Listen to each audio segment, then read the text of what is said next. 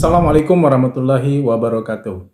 Jumpa lagi dalam Erdianto Effendi Channel. Hari ini tanggal 13 Februari tahun 2023, kita baru saja mendengarkan secara live ya putusan vonis terhadap Sambo dan PC. Seperti sudah diduga banyak orang, ini ternyata 340-nya terbukti.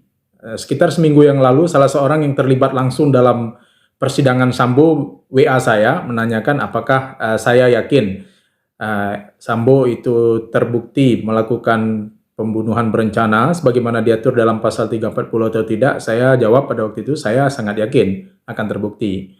Dan sebagaimana perkiraan banyak orang, perkiraan publik bahwa vonis yang dijatuhkan oleh hakim adalah Hukum Wayu adalah vonis pidana mati. Nah, ini menunjukkan bahwa hakim menggali nilai-nilai keadilan di tengah masyarakat.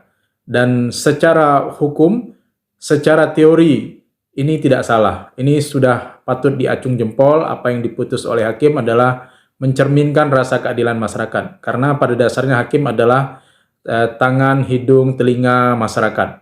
Walaupun kita tidak sistem juri di Indonesia, tetapi suara publik itu dapat dilihat melalui berbagai pendapat dan pandangan masyarakat. Dan ini saya kira hakim sudah melakukan hal yang benar, dan dalam hal ini berlaku azas Rex Judicata Veritate Pro Habetur. Putusan hakim dianggap benar sampai ada putusan lain yang membatalkannya. Nah, sejauh ini maka kita mengapresiasi hakim yang berani memutuskan ultra petita, keluar dari tuntutan jaksa, dan ini dibenarkan di dalam hukum pidana. Jadi karena yang dicari dalam hukum pidana adalah kebenaran material, maka putusan melebihi tuntutan penuntut umum itu adalah sah dan benar. Dapat dibenarkan apa yang dilakukan oleh hakim pada hari ini. Kemudian dilihat dari alasan untuk menjatuhkan vonis mati, itu wajar karena memang di dalam pasal 340 itu pidana ancaman maksimalnya adalah pidana mati. Jadi tidak ada yang salah secara yuridis. Karena 340 itu ketika hakim teryakin bahwa 340 itu terbukti, maka adalah tidak salah dan sudah tepat kalau hakim menjatuhkan vonis pidana mati, ya. Walaupun tuntutan penuntut umum adalah seumur hidup. Nah, bagaimana cara hakim memutus? Ya tentu saja dalam sistem pembuktian kita adalah menganut pembuktian negatif etelik, yaitu dengan keyakinan hakim dengan didukung oleh minimal 2 alat bukti.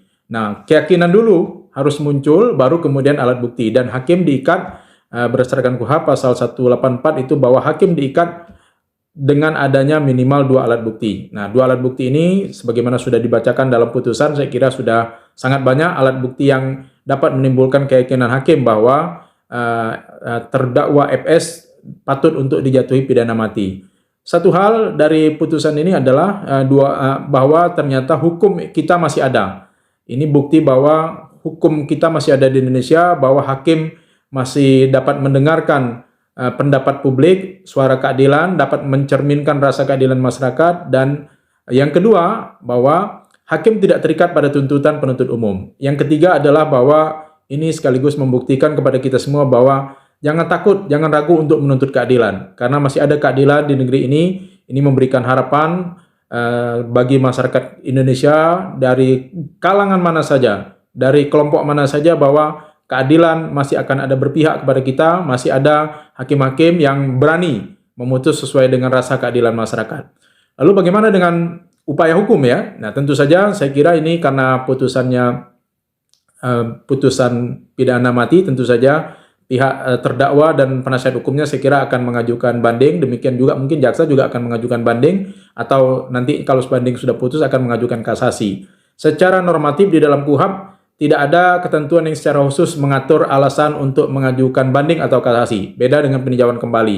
Jadi sah-sah saja kalau para pihak yang berperkara dalam kasus ini mengajukan banding dan kasasi. Tapi bagaimana prediksinya? Saya yakin hakim pengadilan tinggi di tingkat banding dan hakim agung di tingkat kasasi akan sependapat dengan hakim pengadilan negeri. Saya yakin akan menguatkan putusan pengadilan negeri Jakarta Selatan karena secara normatif ilmu pengetahuan hukum pidana saya tidak melihat ada kekeliruan di dalam penerapan hukum pada kasus ini, karena memang dimungkinkan bagi hakim untuk menjatuhkan putusan sesuai dengan pidana ancaman pidana maksimal yang diatur dalam undang-undang. Itu yang pertama. Yang kedua, berdasarkan keyakinan dan alat bukti yang ada, saya kira alat buktinya adalah alat bukti yang sah, tidak ada alat bukti yang meragukan kekuatan pembuktiannya sesuai dengan keyakinan hakim. Bahwa ada kasus-kasus sebelumnya yang dipidana seumur hidup atau pidana 18 tahun, yang mungkin kasusnya lebih kurang sama, dan hakim tentu saja juga punya pertimbangan terhadap alasan yang memberatkan. Saya kira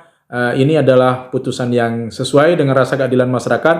Salam hormat untuk hakim yang mengadili. Semoga menjadi amal yang bermanfaat bagi masyarakat dan dapat memuaskan rasa keadilan di tengah masyarakat. Terima kasih. Wassalamualaikum warahmatullahi wabarakatuh.